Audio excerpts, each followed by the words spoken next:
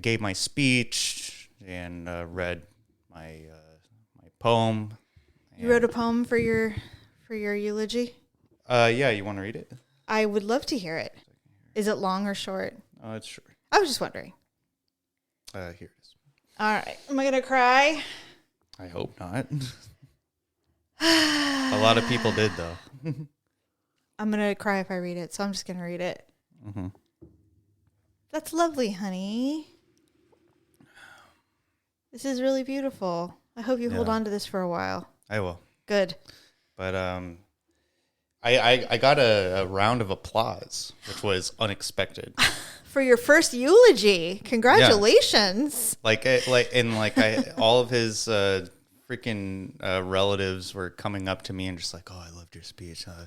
You really," and like everyone kept coming up to me and saying like, "Oh, you said everything that I thought about," and I was just like, "That's wonderful." Yeah, I mean it was, but at the same time, it just means you were able to convey what. Yeah, you were able to convey in words what people were already feeling about him. But I just really after that, I just wanted to be alone. Like I was just like, well, it's heavy.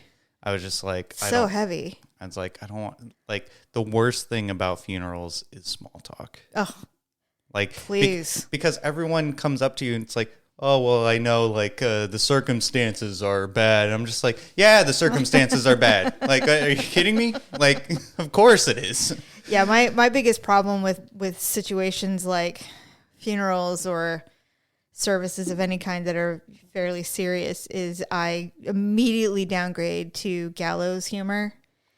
I don't know. I was trying not to do that. I will say that. I was trying not to do that because everyone was clearly upset. And I was, yes. But like I've had several months to, You've been preparing for this service for quite some time. Which I mean, like, it doesn't make it any less hard, but no, it does. It does in a sense because you've been able to kind of wrap your mind around the severity of the situation, and you can start thinking about this person as far as how he would be handling all of this or how he would feel if he was watching all of this. Oh yeah, and I did. So I mended many bridges too. With like childhood friends? Yeah, childhood friends. Like it wasn't even to my doing. Like childhood friends were coming up to me and apologizing to me for their treatment on how on how they treated me, and I was like, how satisfying.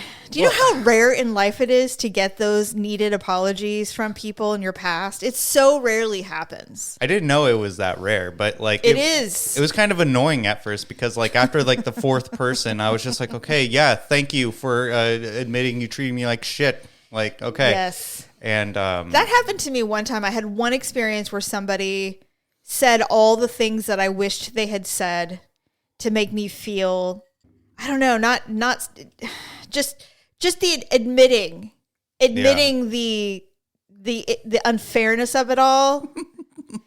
What? Yeah, no, go on. And I was just so like, I can't fucking believe this is happening to me. Like you only see this at the end of movies. Like you never get that gut feeling, just satisfaction. It just doesn't happen. I know. And I was just like, I was just like sitting there thinking like, man, I should be relishing in this right now. You don't. Like I'm not like, no. Like I'm more irritated. Like, you know what? I was too. I'm just like, I was too. It almost like it re-triggers you a little bit. And you're like, God damn it. Yes. I remember that. I packed it away. Why are you making me do this? I had come to peace that you were just a shitty person, and now you're making me redo it all. Yeah, but that is true. Oh, and I saw Sage Mauvais there. What the hell? The Mauvais? Yeah, he's taller than me. Can you believe that? Yeah, I can't. Can you believe that? Like, no, I can't believe that. He would he was a little shrimp when we knew him. I mean, of course I recognize him because like the face of that family is just so recognizable. Yes. But I was like in awe. I was just like, holy shit. Like he is taller than me. Like when did he grow? Like, yeah, gosh, we knew him when I thought we knew him when he was like almost like 10 years old. Well, yeah, but we also knew him when they were like, almost grown men. I thought that was just what they were going to be because their dad's not very tall. Yeah, there's it was that's what I was thinking too. I was just like, holy shit. Well, anyways. But yeah, it was I'm not going to say it was a good service just because it's not what he would have wanted. Well, no. Was that a church? No, it was at the Orangeville Community Center. Ah. Yeah. Class. Yeah. Class all the way. And it just... You know what? They probably got what they could afford, to be honest with you. It probably had nothing to do. I mean, and your friend was not religious in any way. I mean, I guess some kind of outdoor service might have been lovely, but it just depends. You know, when you need mics and all that other stuff, it's probably like, look, this is what it is. There was kind of a funny moment though. His girlfriend did a speech, and then. Did anybody yell, whore? No. No. I'm just kidding. No. Am I going to have to say it? Genital warts? No. And then the priest guy forgot I was going to eulogize give a eulogy. And so he was like, is there anyone else who wants to say anything? And I was just like, yeah, me, dumb. And I was just like, I'm in the program. and everyone was quiet. And I was just like, well, yeah, me. And he's like, oh yeah, that's right. And he's just like, well, I think you can say it without a mic. And I was just like, no, I want my mic. And I told him, I was just like, no, I think I was under the impression that I was going to get up front and get a mic. And everyone was kind of just looking around. I would be like, did you all not read my rider before I got here? Where's the green M&Ms? Where's the lukewarm Fiji waters? Come on. And so I go up there and I say my spiel and I get a round of applause. And I was just sitting there. I didn't even sit there. I just handed the mic because I started choking getting up. upset. Sure. And so I immediately beelined out the door and I just had my crying spell and stuff like that. And did Sabrina go with you or did you go solo? I went solo. I didn't want her there. Aw. I didn't want her there. You didn't want her to be a source of comfort? I don't think it's about a source of comfort. I just felt like this was something I had to do on my own. Yeah, you know what? I get that. There's stuff like that it's like when I go get my mammogram every year.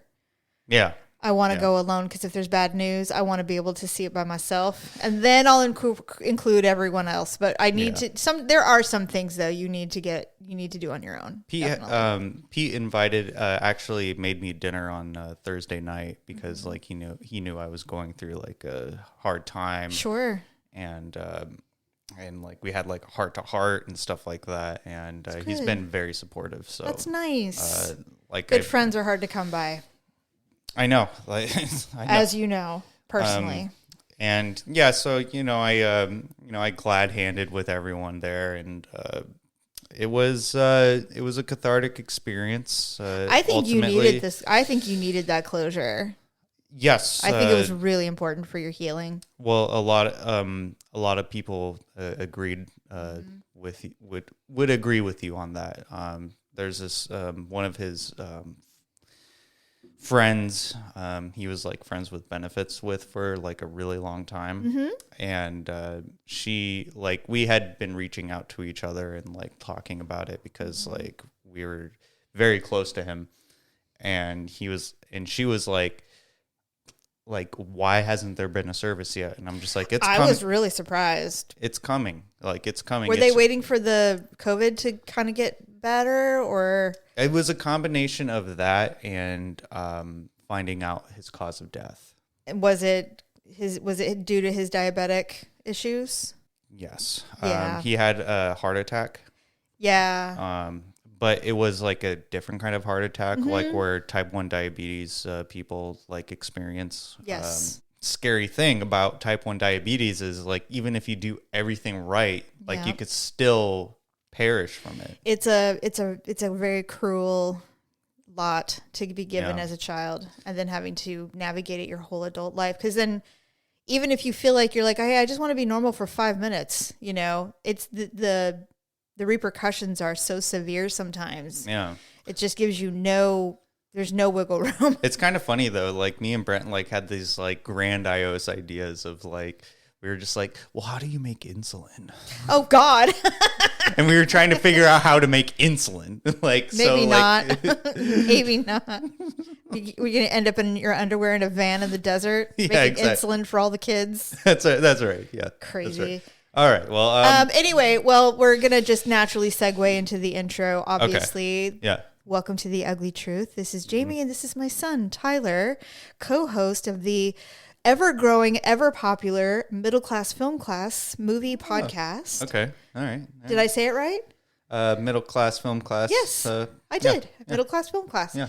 And you're going to provide all of our family with stickers. You guys obviously got some new stickers that we all want. Yeah, I forgot them at home. That's okay. Unfortunately. What a surprise. I did. ADHD at its finest. I know, like I've been thinking about like dude, you trying to because like you need to get diagnosed. I've been seeing like a lot of memes that describe me that people from who have ADHD do. Yeah. And I was like, holy shit, I do those things. I will tell you this, Tyler, and I am not kidding you. I am going to get diagnosed. I'm fairly confident that I have ADHD. No, I think I do. Like I think I do too. I think you got it from me. I think I literally cursed you all with it. Well, I don't think I'm cursed, but like well, I mean, look, being atypical for whatever reason is always nice in this world. To being a little more unusual than others is kind of a fun thing. Yeah. Nobody likes to be just a regular worker bee. Right? Yeah, I mean, some people do. Well, I do. Like, I wish I was. Dude, you I wish I wasn't so weird. Right. So I like being weird.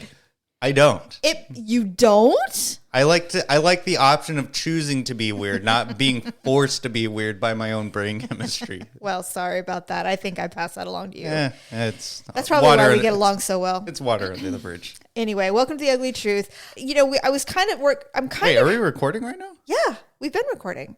Oh, we've been recording this whole time? Okay. Yes, that's how we do this show. All right, let's do it again. What do you want to do? The intro. Like, I didn't know we were recording. I thought you were going to press the button. And no, it's done. I already said hello. Welcome to the Ugly Truth. Here we are. I'm Jamie, and this is my son Tyler, who's sitting in today. Okay. So anyway, what I was going to say was I was kind of having a thought. I've got spring fever, and I'm feeling like I want something to do. I want to do something different. I want to do more. Well, is it spring officially? I don't know. It is officially spring. It is officially spring. I believe on, I think it was, maybe it's Monday. I don't know. Who cares? I mean, it feels like spring. Like the weather has been glorious in Sacramento. It's going to be 85, man. It's going to be so freaking hot. You're going to hate it. You're going to find out real quick if your AC works. Yeah, done and done. It doesn't work that well. Yeah. So I don't know what any of it means, but I've got a billion ideas in my brain. I know you do that too yourself. I know. Well, that's right. Yeah. You're constantly going, what else can I do besides my middle class film class? What offshoot? Yeah. We have Tyler and Company. Tyler and coming Co. out. Yeah, coming out soon. It's in pre-production. I think it's been like that for 5 years now? Yeah. It's stalled. But they really believe in it. Oh, that's the bit, though. That's the bit. Anyway, so how long have you guys been doing middle class film class? Oh, jeez. Do you know? Well, I mean, you grind though. You guys are doing. It feels like you guys are. I feel like there's a new episode like every other day. I don't know if we're grinding. Like we release 2 episodes a week. So. Oh my God! Really? Yeah, but we record them all like in one day. You bank them. Yes. Okay. Well, so the first episode is our quote unquote gab and chatter edition, which is us just, gabbing and chattering about movie news, this, that, and the other. Sure. And then the second episode releases on Wednesday. So it's Monday, Wednesday.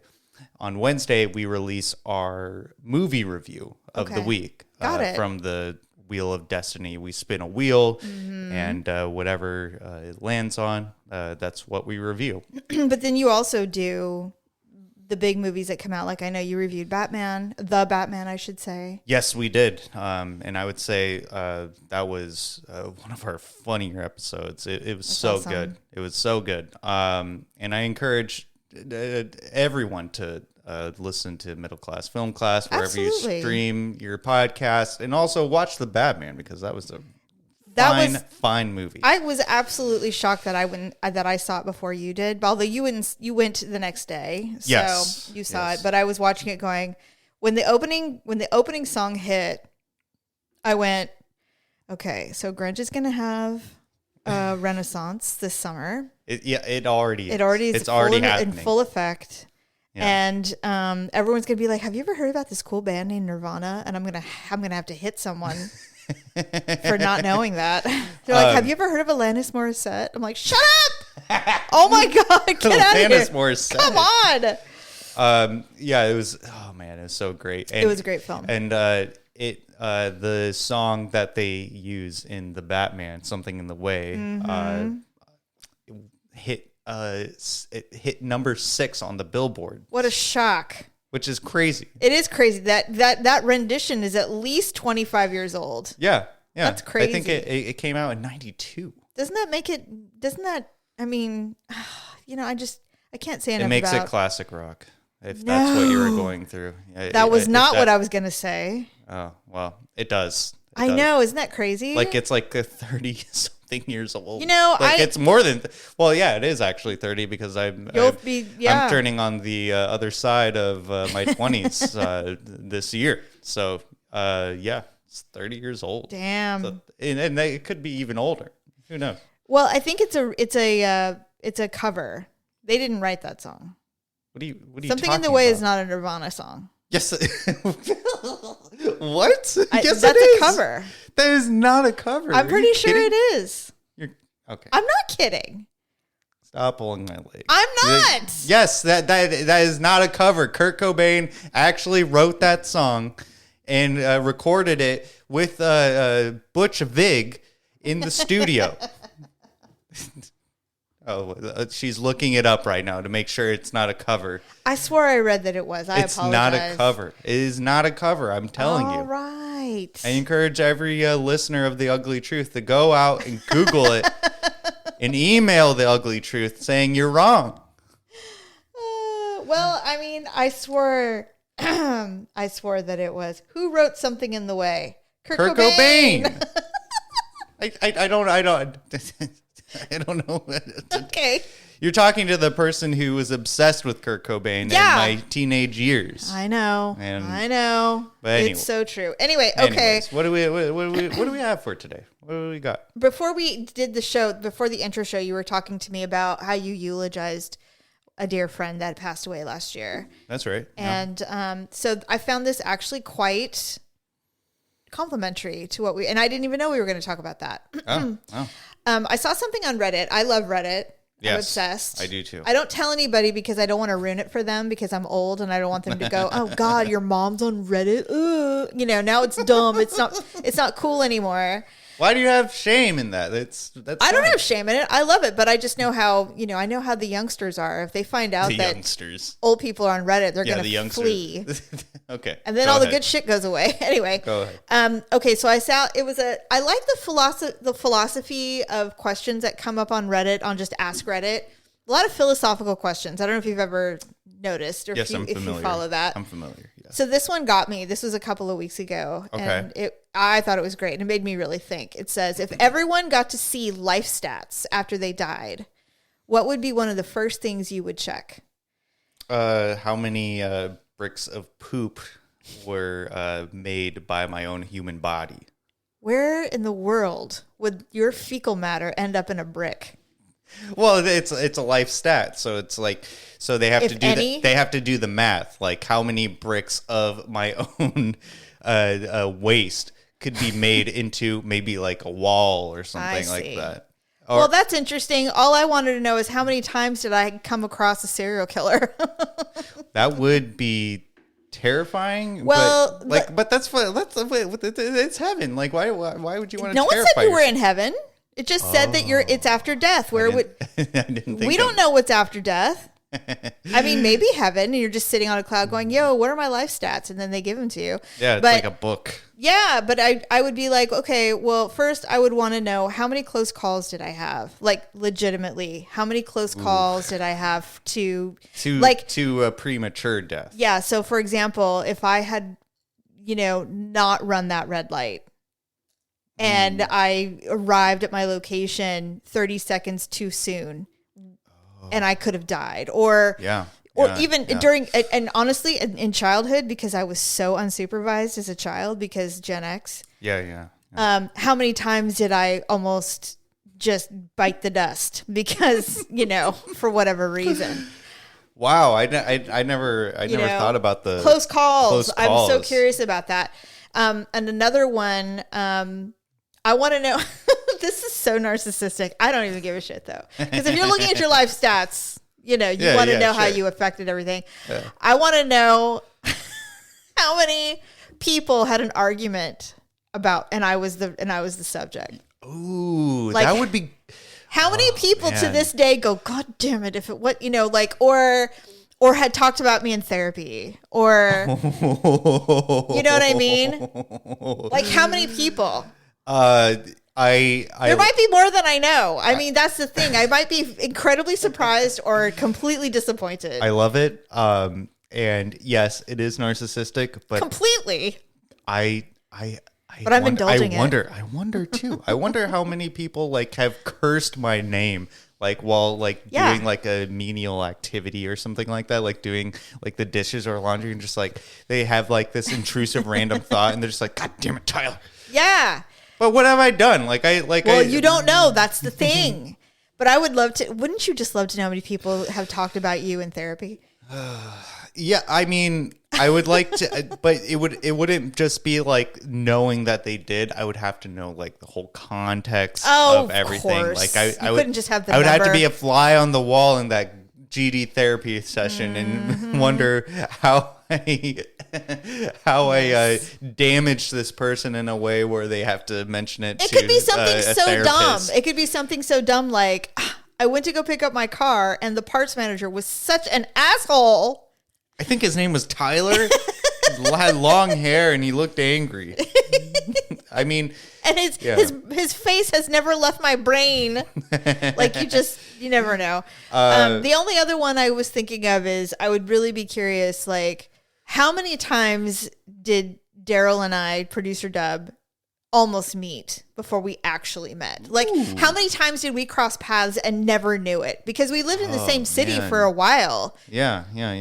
So I'm just curious. That would be interesting to find out, the important people in your life. How many times did you see them without even knowing? You were next to each other at a traffic light, or you're at the grocery store at the same time. How cool would that be to find out? It's you crossed paths 75 times before you actually met. I love the idea of life stats. Yeah. Because I am a purveyor of information. And as you know, I was a house cleaner at a ski resort. Yes, for a short period of time. Yes, for a season. For a whole season. And I don't know if you know this, but Olivia Wilde's family resided in that. Yes, you did tell me about that. Oh, I did tell you. Okay, yes. So for the listeners out there, I worked at a ski resort. I cleaned Olivia Wilde's family's ski home. Yes, they have a second home. And I don't even. Did you meet her? I did not meet her. Okay, I couldn't remember. I thought you said you did, but I couldn't remember. But I met her through photos. Oh, and I went family photos. Family photos. They had a bunch of photo albums there, and I went through all. I went through all of them. Violating. And I don't even give a good goddamn. They're just sitting there. They're just sitting there. Yeah, exactly. And the Wild family gave me a lot of compliments. They were really cool. I remember you telling me that you thought they were very hey, whatever, just. They asked me. They told me I had free range on the fridge. Yes. So Yeah, they were very cool people. But I'm a purveyor of information, so I like the idea of seeing my life stats because I would be entertained for hours. Hours. And because it's magic, you could literally think of anything. Go, what about how many spiders did I eat in my life? Probably 2. You think only 2? I've never eaten spiders before. You've never woken up choking for no reason? Well, yes, but have. on my own saliva, not on an arachnid. I'm pretty sure I have woken up with burning in my throat, and I am certain that it was a bug of some kind. It could have been a bug, but spiders tend to freaks avoid, me out. Spiders avoid warm and moist places, and the mouth is very warm and moist. It's all the things. Ants would, though. Ants would go in there, or mosquitoes. Like, they're idiots. Yes, mosquitoes. And ears. I don't know if you've ever woken up with like a buzzing in your ear. Do you not know the story about the earwig that entered my ear? I'm very familiar with it, but please tell the listeners. I'm sure I'm certain that I've discussed it, but I was 18 years old watching The Little Mermaid at your father's house, and suddenly... sperm donor. Okay. Sperm donor's house, and there was something tickling my ear, and I thought it was my hair. So I'm like, what is my hair? Because I'm sure I had it in a ponytail or something. So I kept kind of brushing it and nothing. And then all of a sudden I felt little legs and I felt this deep feeling in my ear. And I'm like, something's in my ear. And of course, because I have arachnophobia, I was certain it was a spider. Yeah. And so I said, oh my God, there's a spider in my ears. And your dad is like, what's happening? What do we do? And I'm like, I don't know, but you got to get out. And he's like, I can't see anything. And it started to pinch my eardrum. Oh my God. And I started screaming. And oh my God, that's terrifying. He turned sheet white and started flop sweating because he didn't know what to do. And so he took me to your grandmother's house, my mom's house. He drove you there. Instead of trying to get this insect out of your ear. No one said there was a lot of brains going on at this time. There was a lot of panic. All right. Drove me across town to my mother's house at 11:30 at night. I walk in the door and I am screaming. She pulls out her hydrogen peroxide and starts dumping it in my eardrum as I'm laying down on the couch crying, terrified that I was going to die from this, whatever was in there. Yeah. It finally came out, and it was the biggest pincher bug I've ever seen in my life. An earwig, it was a good 1.5 inches long. An 1.5 inch long earwig. It was significant. Wow. Significant. Came out, and she's like, well, look at that. How did you not feel like it crawling into your ear? Like, how did you not feel that? I did feel it. I thought it was my hair. Did it do it just really quickly, though? Very fast. Oh, okay. And I don't even know how it got, I don't know how it got on there. But anyway, it was a bachelor pad. The place was filthy. I'm sure that's why. Yeah. Anyway, so it came out, and he grabbed it and just turned it into literally nothing. It was pulverized. I'm going to smash it. Smashed it. And I was like, I mean, it was horrible. It was so traumatic. It is a core memory, like hardcore. I remember every moment. I bet like when you're like in the shower or something, like you're just thinking about it and you're just like, I can tell you one thing. Grab your ear really quick. I never sat on that couch again. Ever. Of course. Ever. Why would you? No way. No. In fact, that was probably the beginning of the end. if I'm being really honest. Yeah, probably. It was probably the beginning of the end. He didn't really like try to get the insect out of your ear, your goddamn ear. I'm going to drive you to your mom's house because I don't know what to do. You don't know like get a pair of tweezers. It was horrifying. Anyway, so to this day, I'm sure that's why I'm going deaf in that ear, in the left ear. Yeah, probably. Yeah. You are hard of hearing. I am very, and it's not because of your age. I think no, it's concerts. I went to so many concerts. Concerts. Your first rock concert? I believe it was Green Day. Right? Yes, but you actually, I took you to a concert. The one that I was like aware of. I took you to a concert when you were in utero. I was going to say like in the womb. Yes, you were in utero, and I went thinking, oh, I can still live my best life. And so I went to see Van Halen. And no way. I was in utero while listening to Van Halen. Well, that explains everything. You hated it. Oh, did I? Was like, oh my God. I'm standing there like, woohoo, and I'm in the back. I didn't even go to the stage like I normally do. I was in the far back because it was really, really loud. And it was an outdoor event, and I'm standing there, woohoo, having a good time. And all of a sudden you were like, hell no. You were squiggling around. You were like very uncomfortable. And I think maybe 20 minutes in, I said, I got to go. And I left because you just did not want. Well, yeah, I mean. You did not appreciate Sammy Hagar. At all. I did not at that time. You're like, if this was David Lee Roth, it would be one thing, but this is not. Yeah, no, I much rather have gone to a Nirvana concert or Pearl You know Jam. what? Honestly, I will tell you that's my biggest regret. But during that time period in my 20s, when especially even if you were you were alive and I would have gone, they did not come to Sacramento. They just didn't come here, man. That's not surprising. This was a shit town for music in the late 80s, early 90s. You had to go to San Francisco to see stuff like that. I mean, it still is in a way. Like Sacramento Occasionally you'll get a good artist to come through. Yeah. Occasionally. It's very rare. But it is, yes, exactly. It is rare. And I don't mean country, because I know a lot of country comes here, but like real substantial acts like, well, I mean, the Foo Fighters comes, which is awesome. But I mean, that's just like, that's it. Yeah. Like everyone, and it's funny when you see like tour scheduling. They skip it. They go from San Francisco to Portland. San Francisco, they'll go LA, San Francisco, Arizona. Or Portland. Yeah. Or Seattle or something there's only two. Yeah, it sucks.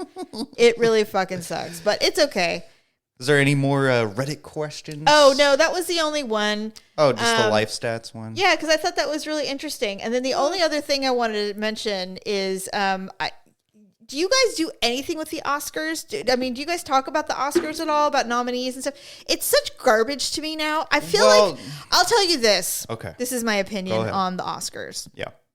I'm not saying we shouldn't have the Oscars or they shouldn't have the awards.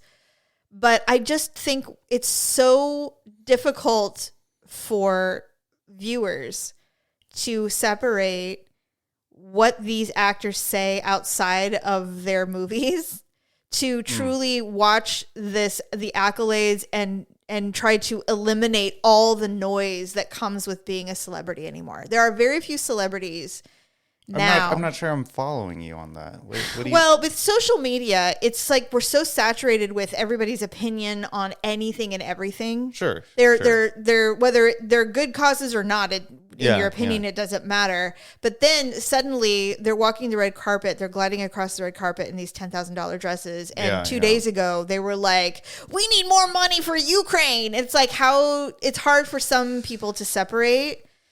And so you either don't go and just say, no, if I get it, great. But there's more important things. This is not the type of escapism I think we need, right? I think it's more about brand promotion for these actors because it's a very heavy industry event. Yes. There's completely mistakes in like the nominees for like best pictures and stuff like that. Oh, it's all about who can we convince to nominate this movie for best. Yeah, whatever. These there are some that are very well deserved in the past. These executives are greasing hands at the Academy. Like always. That's kind of like the norm, and I feel like nowadays people know that. Yes, but it's just about it. It's like the glitterati. That's how you say it? Glitterati. Yeah, glitterati of Hollywood, essentially, and it's like it's not essentially celebrating film. It's more celebrating the idea of Hollywood. Yes. And I just feel like and I really feel like for me, it just seems now that everything is so open and we're all so aware of how these systems work and how political they are and how the nepotism and the the money that that gets behind certain projects and look at others. Zoe Kravitz.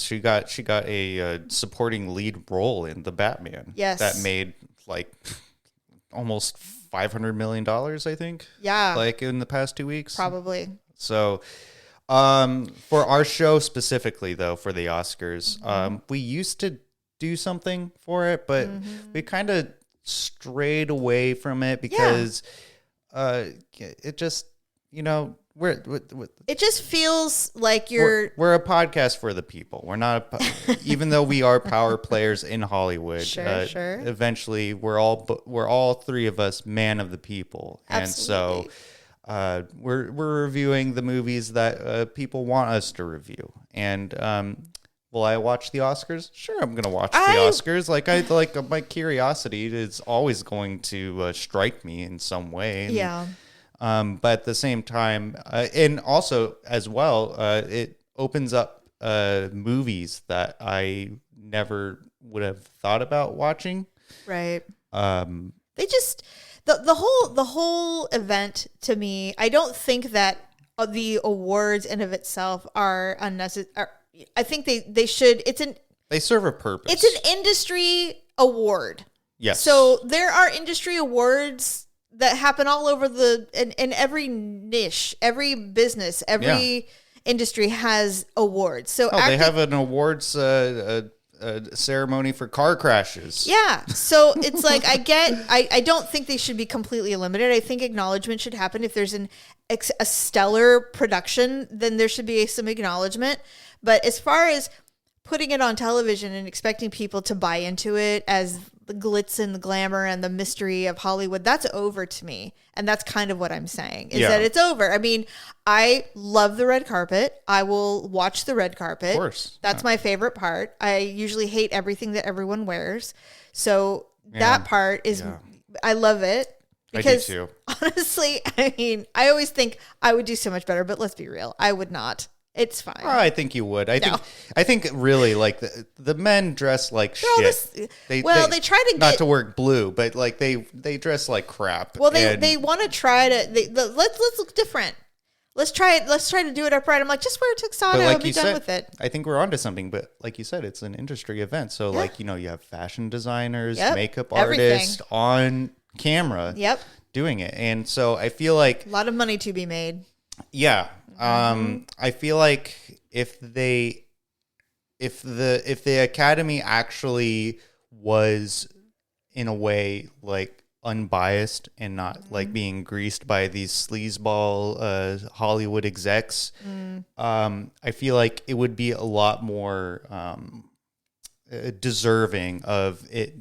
Everyone knowing it's an industry event. Like, as long as the judges and people who are getting like the screeners and stuff like that, as long as they were unbiased in their opinion, I feel like it would be a lot more impactful. Yes, and it would also because I can forgive like the fashion designers and the makeup artists and like everything else. I can forgive that because I get it. Everybody wants to look nice. Yeah, I mean I get it. Like, it's at the end of the day, it's show business. It would just be like have we come to the point in our life on this planet where the Oscars are simply an awards assembly where they all sit in the front rows and the parents sit in the back with their Starbucks and their messy buns and yoga pants. Yeah. Have we come to the point where we're just uncomfortable, like recognizing like, hey, maybe these award shows like are kind of like not cool. Like, just reminds me of the Hunger Games. It's like, can we just not and just say, Mom, I'm getting an award. They told me I'm getting an award. It's on Friday at 8 a.m. Can you be there? First come, first serve on the seats. Yeah. Which was the story of my life forever. Because all you guys always got awards, and it's always on a Friday at 8 a.m. And I'm like, yeah, sure, I'll be there with my sunglasses, my yoga pants, and mug of coffee. Well, just for the record, I didn't give a good goddamn like if you were there or not. Tyler, because that is a lie. Because I didn't care about the award regardless. False. That isn't true. You guys all sought me out. You're like, where's my mom in her rest clothes? Oh, there she is. Rest clothes. There she is to acknowledge my accomplishment of being Citizen of the Week. Or, best in math facts. Did you tell that story on the show about the rest clothes? No. Okay. Well, okay. So for context, listeners, when I think I was in like first grade or second grade. Yes. They did. I can't remember the school assignment, but like they basically said to describe like your parent or something like that. And I was like, I love my mom. And I like her rest clothes, which was essentially just like a crew neck sweatshirt and sweatpants that she would wear on like a Saturday morning. I loved that. It was comforting. But like apparently like putting it out there in the ether of public school was really... Well, it just makes it sound like really, she just doesn't try anymore. Yeah, exactly. She doesn't try. I didn't really like understand like an adult's mindset of like what I was presenting to my I like her my clothes. teacher. She's wearing clothes like me. Yeah, exactly. But no. Well, yours is no worse than Malia, who said, "My mom drinks wine," and I'm like, "Oh, awesome! That's great." And then she was in high school, and she was in art class, and they were doing this project where they basically melt bottles and they melt them flat. Oh, yes. Okay. Yes. Yeah. And so she's like, yeah, so if you have any, soda bottles or whatever, bring them on in and we'll do it. And Malia goes, my mom and dad have a lot of wine bottles. I'm sure I can get some for you. She did that. Yes. So well, that would have been a cool project. I mean, like with a wine bottle. Like we donated a couple. Nice. Yeah, that's but great. Still, we're like, that's great. Just go through the garbage, honey. That's great. It's not that. It's not that bad. A lot of people disparage parents for drinking wine, having a life, and it's just like, oh, what you're gonna deal with the harshness of this reality on nothing but avocado toast or something like that. Trying to raise decent humans. Forget about it. Please. You need a glass of wine sometimes. Yeah. Anyway, yeah. So I'm looking forward to them going. You know what? This is an awards assembly for the parents. The actors can come. They'll sit in the first 3 rows and they'll be quiet when we put the peace sign up, and we will call them one by one to get them their paper award. You know what? You bring up a really good point. It really has become that nowadays. Yeah, because no one cares anymore. No one cares. And you know what? I think it's I feel. Sorry to interrupt you, go ahead. but I feel like the industry is like trying to make people care, so like they like do all this like advertising. Stop trying to make it happen, and it's just like no one cares. It's like come and gone. We like our population, our society is barely scraping by on money, and you want us to care about these millionaire people who are. I'd like to thank my manager and mom. We did it. Yeah. Like, shut up. It's like no one cares. Come on. I know you did it. And you know what? Congratulations. It's quite an accomplishment, but it's not something that we need to see on television. And that's not so it's not to take away from the performance or anything like that. Not at all. But at the same time, it's kind of like read the room, like it's like everyone's like really struggling right now. Like we're on the brink of goddamn World War III, and we're having the Oscars. But anyway, to bring it back, yes.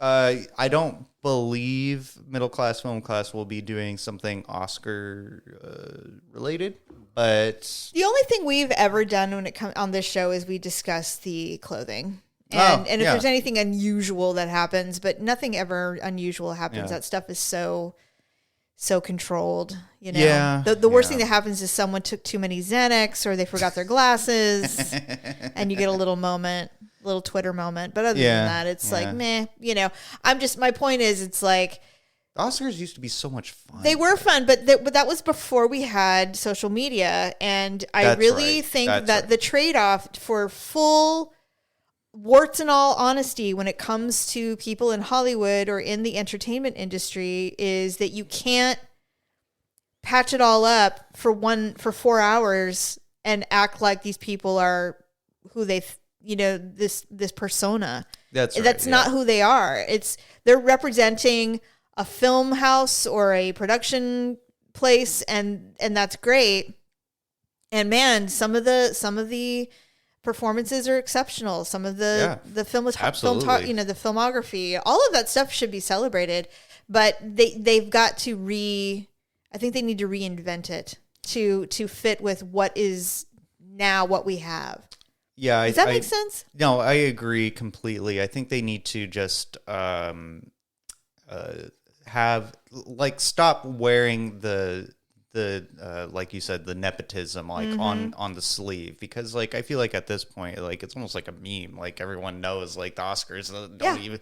It feels like everyone thinks the Oscars don't matter anymore, and I want them to matter because I want a celebration of film once a year for exceptional performances. I would agree.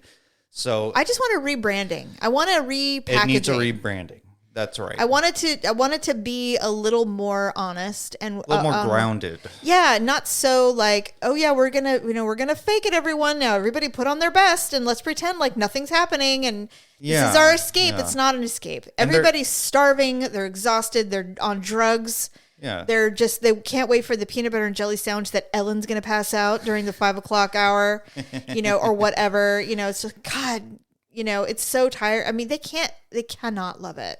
I mean, like maybe just getting rid of the Oscars altogether and like having another kind of award show would be beneficial, because I feel like the way they do the Oscars is like from a bygone era. Like it's from like the Silver Age. They're trying to yes, yes, and they're trying to cling to the like historical old school Hollywood, and it's just it's wonderful, and you can definitely harken back to it, but there's nothing wrong with moving forward. That's how we improve, as we move forward. I completely agree. Completely agree. And like it shows excuse me, it shows in other films that are being produced today. Like we're having like the Witch from Robert Eggers. We have Hereditary from Still Ari haven't Aster. watched that. Oh, you'll hate it. I know. You will hate it. That's probably why. But I you'll don't love wanna it watch too at the same time. Like I know you'll hate it, but you'll love it. I watched The Adam Project last night.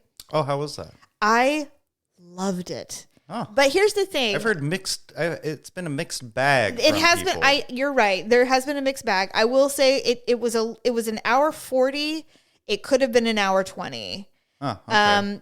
There was a little bit of editing that could have been done. There was a bit of a lull here and there, but I think what they were trying to do was really try to get you to see the little boy aspect of he's getting ready to turn into this angry 30-year-old or 40-year-old man. So it's like, oh, this is the time travel movie, right? Yes, this is with Ryan Reynolds. Yeah. Yes, Mark Ruffalo plays his father. And then I can't remember. Oh, her name completely escaped me right now. The one that was married to Ben Affleck. What's her name? Oh, Jennifer Garner. Jennifer Garner. Yeah, she's the wife and the mother. Anyway, very, very good. Ryan Reynolds is so good at doing the super, he's good at playing emotional, funny, like struggle. I don't know. He's really good at what he does. He's goofy. Yeah, but he was good in this movie. I thought this was like Deadpool with no sense of humor.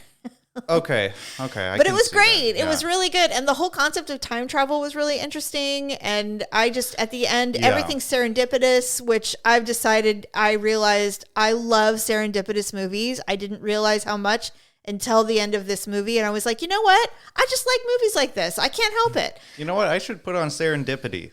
I fucking love that movie. With John Cusack. That movie is great. It is a good one. But you know why? And I'm a sucker for John Cusack. I am too. I love him so much. Grosse Point Blank is... Yeah, Grosse Point Blank. What's the one? High Fidelity. Of course. Yes, of course. The top one. Best one. Yes. And then his little cameo in 16 Candles isn't bad either. Yeah. Real smooth, Cliff. That's his one line. Anyway, all right. Well, I think that's the end of the show. Tyler, thank you so much for sitting in and telling me about your eulogy. That was really interesting. I can't believe we were recording that whole time. Like, I'm sorry. Do you want me to edit it? No. Don't edit it. I don't edit anything if I can help it. It's just usually on my show, like we have like a theme song, and then like there's like a cue. I know. You're just recording me. Like, what? I could have said anything, but I know. It's fine. Here we go.